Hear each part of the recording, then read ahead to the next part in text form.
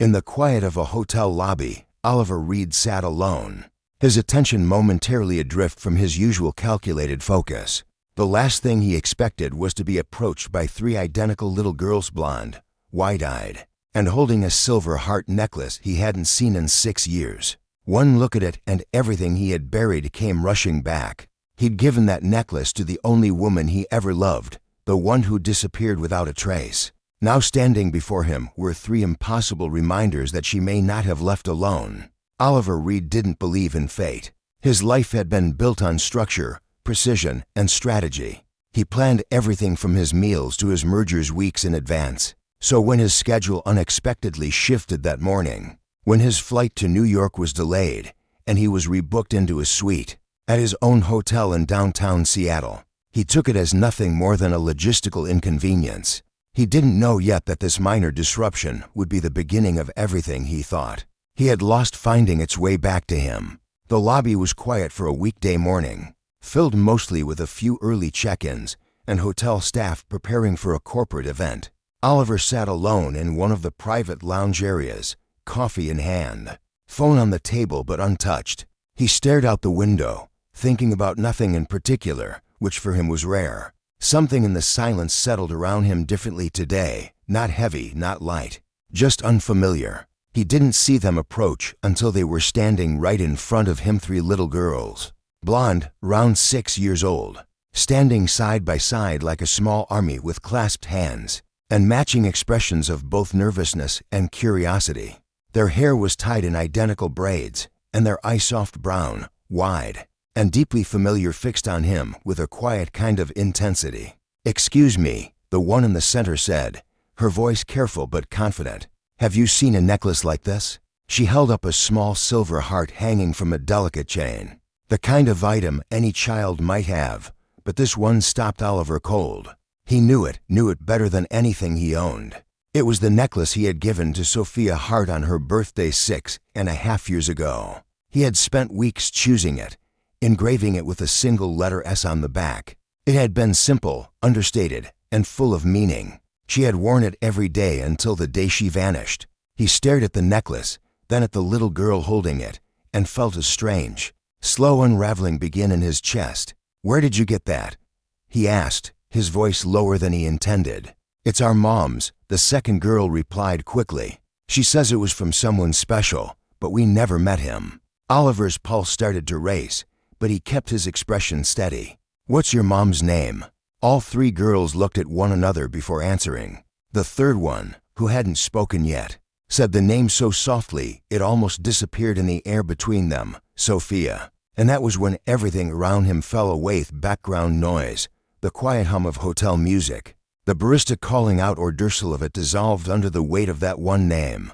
His chest tightened. Sophia Hart, the woman who had once been his everything. The woman who vanished from his life 6 years ago with no explanation, no warning, no goodbye. He had searched, called, sent people, investigated. She had disappeared completely. Now here were three little girls, each a mirror of each other, and more disturbingly, a mirror of him, blonde hair that must have come from her. But there was something in the shape of their mouths, their brows, the curve of their cheekbones that he couldn't ignore. And those ice toast wide, searching eyes were hers in color, but something in the gaze was his. He tried to breathe evenly. "Is your mom here now?" "She's checking in," the first girl said. "We came to sit while she talks to the lady at the desk."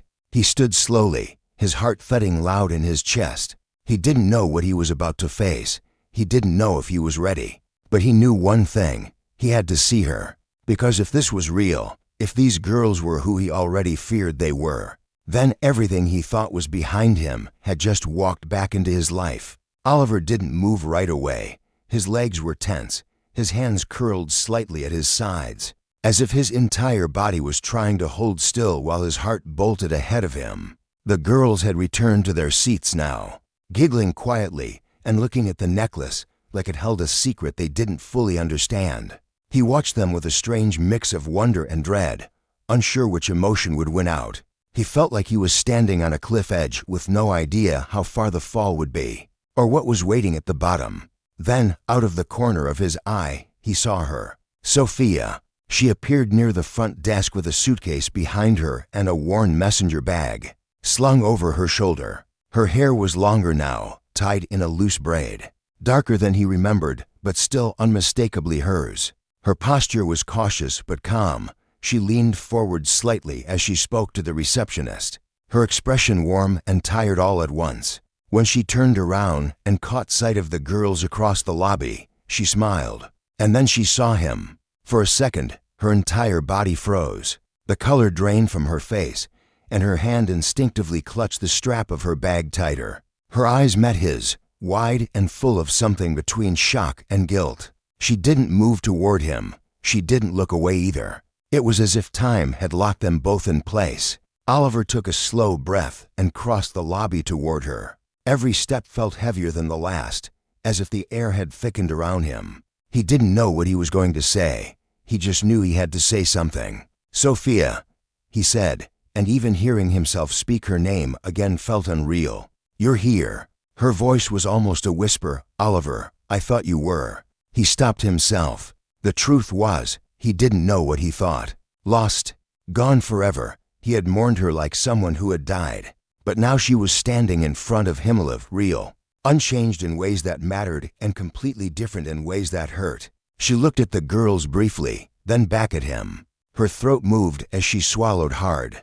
"This isn't how I wanted you to find out." His eyes flicked toward the children and back to her. "They're mine, aren't they?" There was no use pretending. She didn't try to lie. She didn't cry. She just nodded slowly. Yes. That one word hit him like a blow to the chest. The world didn't spin or collapse, but something inside him cracked open. It wasn't rage he felt. It wasn't even betrayal. It was grief for the time he had missed, for the moments he'd never get back, for the birthdays, the first steps, the questions he hadn't been there to answer. "Why?" he asked, quieter now. "Why didn't you tell me?" She looked down at the floor before meeting his eyes again. "Because I was scared. Because I thought I was doing the right thing. Because back then, I didn't think you would choose us over your career. And I couldn't stand the idea of being someone's complication." "You weren't a complication," he said sharply, the words rushing out of him. "You were everything. I would have. God, Sophia, I would have done anything if I had known." She closed her eyes briefly, as if the weight of that truth was too much to hold. "I know that now, but at the time, I convinced myself otherwise. And once they were born, once I'd built something stable, I didn't know how to go back." He took a step closer, not threatening, just broken. "You don't just disappear and take my children with you. You don't get to make that choice alone." "I know," she said again, softer this time. "And I'm sorry. I'm so sorry." There was silence between them then, not because there was nothing to say, but because too much had already been said in just a few words. One of the girls called out, "Mom, who is that?" Sophia turned and forced a smile. "Just a friend, sweetheart." Oliver didn't correct her. Not yet. His voice was too raw. His heart was still trying to catch up. But as he looked at those three little girls, three versions of himself in miniature, he knew one thing for certain. This wasn't over. It was just beginning. Later that evening, Oliver sat alone in his hotel suite, the city glowing beyond the glass behind him, but he didn't see any of it. The room was silent except for the faint hum of distant traffic, yet his mind was anything but quiet. The conversation with Sophia played on a loop, each word echoing louder than the last. Her voice, calm but hesitant, repeated in his head, every pause pregnant with years of absence, and every glance filled with the weight of what she hadn't told him. 3 daughters, 3 little lives he hadn't known existed. How could he have missed so much? He'd spent those years building hotels across countries, speaking on global stages, dining with heads of industries. Yet he hadn't known that 3 versions of himself were learning to walk, learning to speak, growing up without him. It made everything he'd achieved feel hollow, beautiful, polished, but empty. He thought of the way one of the girls had tucked her hair behind her ear in a gesture. He knew he did himself, how another had squinted when she focused on something, the same way he always had when reading fine print. These weren't coincidences, they were blood. They were his. He barely slept that night. When the sun finally rose and filtered through the tall windows, Oliver was still seated in the same chair, still trying to comprehend the fact that his life had just split into two, the one he'd known until yesterday, and the one he was just beginning to understand. He didn't have a plan. He didn't even have the language yet for the emotion that sat so heavy in his chest, but he knew what he needed to do. By midday, he walked down to the front desk and asked for Sophia's room number. The clerk hesitated, citing privacy policies, until Oliver gave his name. The staff knew him. He owned the place. With an apologetic look, the receptionist handed him the room number. He stood outside her door for longer than he meant to. He thought about knocking, about what he would say if she opened the door and looked at him the same way she had in the lobby, like he was a ghost. But before he could move, the door cracked open. Sophia stood there, one hand on the doorframe, the other brushing a piece of hair behind her ear. She looked exhausted. Her eyes were tired but not surprised. She had known he would come. "I thought you might," she said quietly, stepping aside to let him in. The suite was modest, clean, filled with evidence of children. There were coloring books on the table, tiny shoes near the couch, and a stuffed bunny on the bed. It smelled like fruit snacks and vanilla lotion. He turned slowly, trying to absorb it all. Sophia motioned for him to sit. He didn't. "I need to know them," he said. "I know," she replied. "I want that too. I just don't know how we do this, Oliver. I've raised them alone. I made the choice for both of us wrongfully. And I don't know how to bring you into their lives without shaking everything we've built. I don't want to take anything from you," he said. "I don't want to confuse them or disrupt their world, but they're mine. I deserve to know them, and they deserve to know me. We can't pretend this didn't happen." Sophia nodded, biting her bottom lip like she always used to when she was overwhelmed. "They're smart and intuitive. They'll ask questions. Then we answer them together." She looked at him for a long time. She had imagined this moment so many times, reunions filled with blame, rage, maybe even rejection. She never imagined calm. She never imagined him standing there like a man ready to learn rather than a man demanding. What was his? "They're in the other room," she said. "You can say hello, but keep it simple. Let them come to you." He nodded, and she walked to the adjoining room and pushed the door open. Girls' laughter spilled out, and Oliver Reed, man of numbers, power, and control, walked toward the sound of three little voices that had already changed everything. The moment Oliver stepped into the adjoining room, the noise settled for just a second, as if the air itself paused to acknowledge the change. The room was colorful and slightly chaotic, with toys scattered, crayons and half-zipped backpacks lining the floor. Three little girls sat cross-legged on the carpet, each of them looking up at him with open curiosity, the kind that only children possess, unfiltered, sharp and unafraid. They didn't know who he was, not exactly, but they sensed something. Maybe it was the way Sophia stood silently behind him watching, unsure whether to intervene or simply observe. Or maybe it was in the way Oliver looked at them carefully, reverently, as though this was the most important boardroom he'd ever walked into. He crouched down slowly, trying not to loom. "Hi," he said, his voice softer than usual. "I'm Oliver. I think I might be someone you'll be seeing a lot more of." One of the girls tilted her head. "Are you Mommy's friend?" "I used to be," he said with a small smile. "I'd like to be again." Another girl, more curious than cautious, pointed at him. "You look like me." Oliver let out a quiet laugh, one that caught him off guard. "I think that's because we're family." All three stared at him, processing that. No fear, no rejection, just interest. The third girl, the one who had shown him the necklace the day before, crawled a little closer. "You talk like the man on Mommy's computer." That made Sophia smile from where she stood. "That's because he is." Oliver sat fully on the floor now, legs crossed, jacket wrinkling against the carpet. But he didn't care. He asked their names again, Emma, Lucy, and Zoe, and this time remembered who was who. They began showing him drawings, arguing over which picture was better, asking if he knew how to draw horses, if he liked macaroni and cheese, if he had a favorite princess movie. He didn't know how to keep up, but he tried, and every time he stumbled. They giggled and leaned in closer, as if forgiving him made the whole thing more fun. They didn't ask if he was their dad, not yet. Maybe they didn't understand the concept fully, or maybe they were waiting to see what it would mean if they asked. Oliver didn't push. He didn't need to name it. He just needed to be present. At one point, Zoe pulled a photo album from the shelf and plopped it onto his lap. It was heavy and full of snapshots, birthdays, first steps, beach days, art projects, spilled cereal, scraped knees. He flipped through each page like it was sacred, silently mourning everything he hadn't been there for. But he didn't let grief win. Instead, he looked at each photo with awe. He studied their baby faces, their silly expressions, the way Sophia had captured it all with care and love. And he realized she hadn't just protected them. She had poured everything into giving them a joyful life. Eventually, the girls got restless and returned to their toys, dragging him into a game that made no sense but required him to wear a tiara. Sophia watched from the doorway with arms folded, a quiet storm of emotions behind her eyes. Oliver looked up at her, still wearing the plastic crown, and smiled. "You did an incredible job," he said. "They're amazing." She didn't smile, but her eyes softened. "They are, and I don't want to take any of it from you."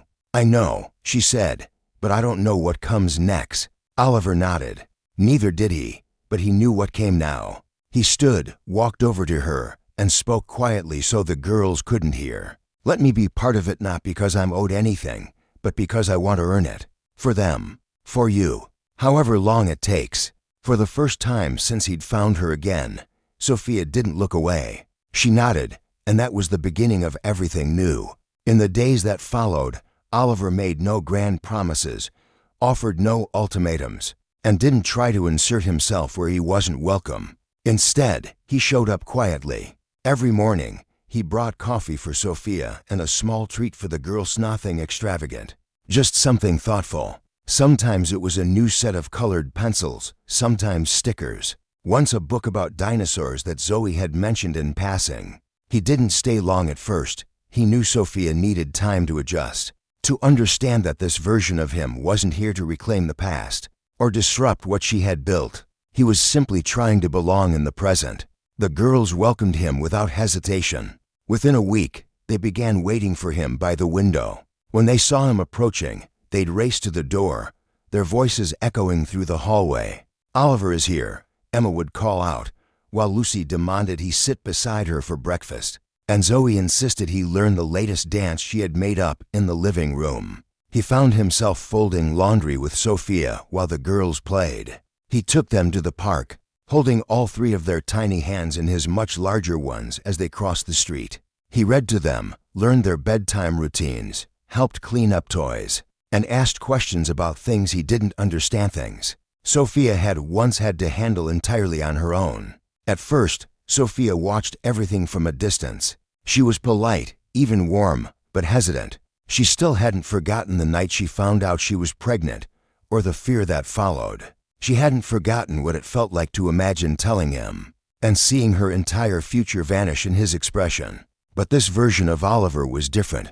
He was softer, not in weakness but in patience. He listened more than he spoke. He offered help but didn't press. He let her lead. And slowly, her guard began to shift. One rainy afternoon, while the girls were napping, they sat in the small living room with the sound of light thunder outside. Sophia curled up on the end of the couch, a book in her lap, while Oliver sat in the armchair with a cup of tea he hadn't touched. "I keep waiting for you to disappear," she said suddenly, not looking up. He didn't pretend to misunderstand.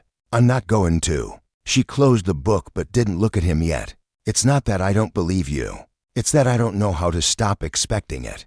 "I don't blame you," he said, "but I'm still here." Silence filled the room again, heavy but not cold. When she finally looked at him, her eyes were glassy, not with tears, but with the weight of what she had carried alone for so long. "Do you regret not knowing them?" she asked. "More than anything in my life," he answered without hesitation. "But that doesn't mean I'm going to spend the rest of my time with them apologizing. I want to build something with them, Sophia. I want them to know that I'm not just a visitor. They already think of you as more than that," she said softly. "But I'm still trying to figure out what to think of you." He nodded. "Take your time. I'm not going anywhere." The thunder outside rumbled a little louder, but inside, the quiet between them shifted. It was no longer distance. It was beginning to feel like trust. That night, when the girls ran to him in their pajamas and pulled him into a goodnight group hug. Sophia stood in the doorway and watched. She didn't say anything. She didn't have to. Her eyes told the story. Oliver looked up and met her gaze, and in that single glance, everything between them became something new. It wasn't love again, not yet, but it was hope, and that was more than enough. A month passed, and with it came a sense of rhythm none of them had expected. Oliver no longer felt like a visitor. He wasn't just the man who showed up with warm muffins or bedtime stories. He had become something constant. The girls began to talk about him like he had always been there, asking if he would be at the school play, if he could come to the doctor's appointment, if he would teach them how to swim in the summer. They didn't ask for permission to love him. They simply did. And Oliver, who had once walked through life with the confidence of a man who had everything, now found himself humbled by 3 small hearts that had opened for him without demand or condition. Sophia watched him closely during this time, not with suspicion anymore, but with careful wonder. He was nothing like the man she had walked away from. That man had been driven, brilliant, and charming, yes, but also distant, always 10 steps ahead of the moment they were in.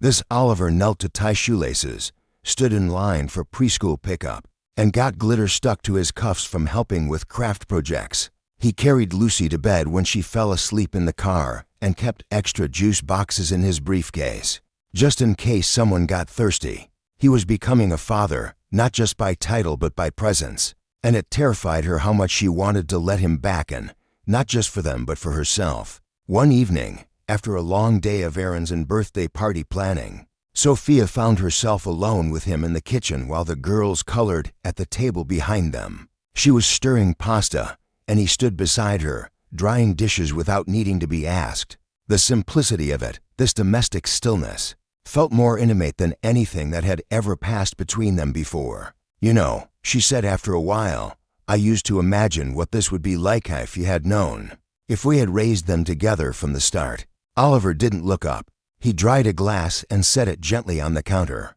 "I've imagined that every day since I met them. I don't let myself go there often," she said quietly, "because it hurts too much. It feels like a whole life I stole from all of us." He turned to face her. "You didn't steal anything. You did what you thought was best with what you knew.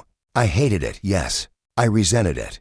But I also see them now, how happy they are, how safe, and I know they weren't missing love.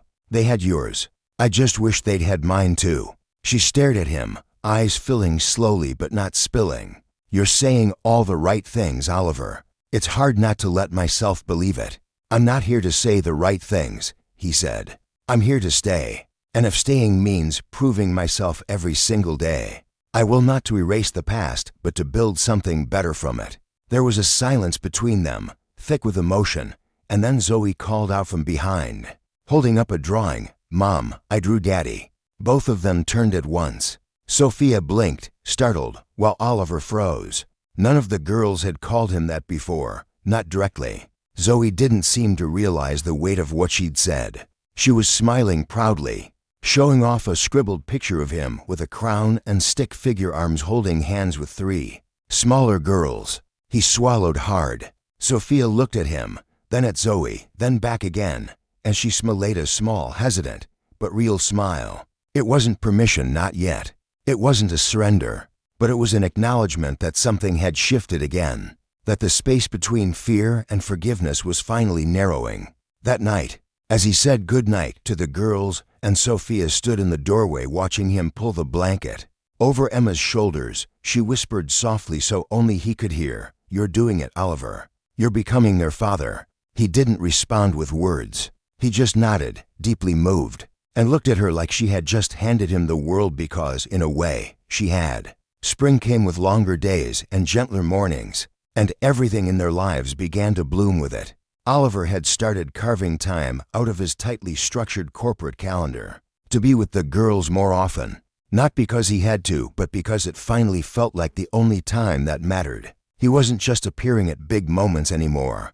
He was there for the tiny, forgettable things: cereal spilled before school, the lost socks, the giggles at bath time, and the quiet cuddles when someone was feeling small. Sophia no longer questioned whether his commitment was temporary. She saw it in the way the girls looked at him, the way they reached for his hand automatically, the way they called him Dad without hesitation now. And she saw it most clearly in the way Oliver looked at them like they were the center of a world he hadn't realized was missing. One Saturday afternoon, the five of them went to a local spring fair. The girls wore matching denim jackets, bouncing between booths with painted faces and cotton candy fingers. Oliver bought too many raffle tickets and lost at every single game, but pretended it didn't matter. He let them talk him into riding the carousel 3 times in a row, even though he hated the dizzying spins, just to hear them laugh. Sophia followed behind, camera in hand, documenting what felt like their first true day as a whole unit. Strangers passed them by and smiled, like they were just another young family enjoying the weekend. Nobody saw the history. Nobody saw the lost years or the pain it had taken to get here. And for the first time, neither did she. That evening, after the girls had finally fallen asleep, exhausted from sugar and sun, Oliver and Sophia stood together on the small balcony of the hotel suite.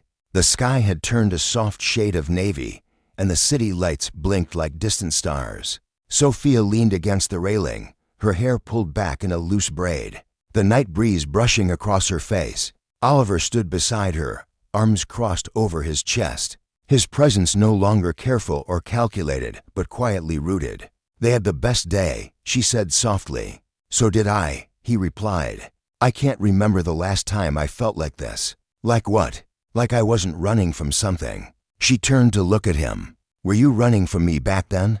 "I was running from anything I couldn't control. And you were never something I could predict. You loved big, you dreamed loud, and you didn't fit inside my world, Sophia. But now I see the truth. I didn't know how to live in yours. You were brave enough to raise 3 lives on your own. You didn't wait for someone to rescue you. You became everything they needed. And I want to be someone who deserves to stand next to that." Her eyes glistened with quiet emotion, but she said nothing for a moment. Then she reached into her pocket and pulled out a familiar silver necklace heart he had given her. All those years ago. She held it in her palm, the moonlight reflecting off its surface. "I kept it," she whispered, "even when I wanted to forget, even when I told myself it didn't matter." Oliver reached out gently and closed her fingers around it. "It still matters, and so do you." The silence between them shifted again, this time into something fragile and deep, not longing, not apology, but the early echo of forgiveness. "I don't know what this means," she said, barely louder than the wind. "It doesn't have to mean anything yet," he replied. "It just has to be real." They stood there for a long time, not as ex-lovers or parents negotiating shared responsibility, but as to people who had been broken in separate ways, and were now quietly beginning to repair something between them. And when Sophia leaned her head gently against his shoulder, Oliver didn't move. He didn't speak. He just stayed there, still and sure, and let the weight of her trust rest on him like something sacred. Summer arrived gently, with golden light that lingered late into the evening and a warmth that settled over everything, like a long-awaited exhale. The girls finished their school term with paper crowns and ice cream sticky hands, and Sophia began planning a quiet getaway to the Coasta, chance for them all to breathe, without the noise of the city, without the weight of past shadows pressing so closely. What she didn't expect was Oliver offering to come along, not as a guest, not as a provider, but as a part of them. When she paused before answering, unsure of what it would mean, he simply said, "I just want to be where they are." She believed him. The small house they rented was a few minutes from the ocean, tucked behind dunes and waving grasses, with a weathered porch and a garden filled with hummingbirds. It wasn't luxury and it wasn't polished, but it was perfect in the kind of way that comes only with simplicity. The girls ran barefoot across wooden floors, laughed in the surf, and fell asleep to the sound of waves through the open windows. Oliver, who once thrived on sleek towers and tight schedules, spent his mornings making pancakes shaped like sea creatures, and his evenings reading 3 stories in a row because no one could agree on just one. He had sand in his shoes, freckles across his nose, and a calm in his eyes that hadn't been there in years. Sophia watched him, always quietly. She watched how he carried Zoe when she got tired, how he let Emma correct his shell identification skills without interrupting, How he gave Lucy space when she got shy, always returning with gentle presence instead of pressure. He never tried to replace the years he had missed. He simply filled the ones unfolding in front of them. And it was in those moments, watching the way her daughters trusted him, the way he spoke to them with kindness and not control, that Sophia began to feel the final pieces of the wall inside her begin to fall away. On their last night by the coast, they lit a small fire pit in the yard. The girls roasted marshmallows while Oliver helped them turn the sticks slowly, to keep them from burning. Sophia sat on the steps of the porch, barefoot, wearing a sweater that once belonged to him but somehow never made it back. After one too many chilly nights, the moon was high and the stars spilled like stories across the sky. When the girls finally drifted off, curled together on the couch with half-finished s'mores still in their hands, Oliver came to sit beside her. He didn't say anything at first, just sat there. The silence between them no longer something to fix, but something they shared. Then, slowly, he reached into his pocket and pulled out something small. It was a delicate silver chain, a match to the one she had carried all those years. The second half of a set with a heart shaped to fit perfectly with hers. He opened his palm and offered it to her. "I had this made when I bought yours," he said, "but I never gave it to you. I thought I'd wait for the right time." She looked at it, then at him, her voice soft but steady. "And now I'm not waiting anymore," he said. "Not for them, not for you. I know we can't go back. I don't want to. But I want to move forward with you, if you'll let Menet as a perfect version of who we were, but as the people we are now. Flawed, wiser, ready." Sophia held the pendant in her hand for a long time. It was warm from being in his pocket, and yet it felt like it had waited for her too. She thought of all the nights she had held on to the original, wondering if she was foolish to keep it. And now, as the sea wind moved softly through the trees and the firelight flickered across Oliver's face, she finally let herself believe in something she had buried a long time ago. She reached for his hand. "I'm ready," she said. He didn't say anything right away. He just closed his fingers around hers and exhaled the kind of breath you only take when something heavy has finally been put down. It wasn't dramatic. It wasn't cinematic. It was quiet and ordinary and real. The next morning, the girls woke up to find their parents drinking coffee on the porch, sitting close, laughing at something only they understood. And in that small moment, with the ocean humming nearby and a day full of sand castles ahead, they felt what had been missing for so long. Just love, but home. What I love most about the ending of this story is how quiet and grounded it is. It doesn't rely on a grand declaration or a dramatic twist, but instead leans into something far more powerful: emotional honesty and earned connection. Oliver doesn't win his family back with money or charm. He rebuilds trust the only way that matters: through consistent presence, through patience, and by choosing to show up even when it's hard. That transformation from a man who once feared vulnerability to someone willing to live inside it is what gives the ending its weight. Sophia's journey is just as meaningful. Her forgiveness isn't rushed, and her trust isn't easily given, which makes it all the more beautiful when she finally reaches out, not because she needs to be saved, but because she's ready to let herself be loved again.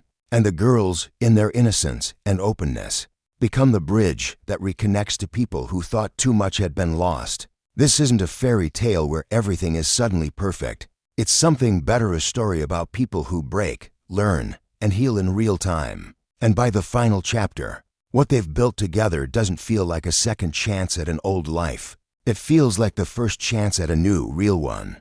And that is the most satisfying kind of ending.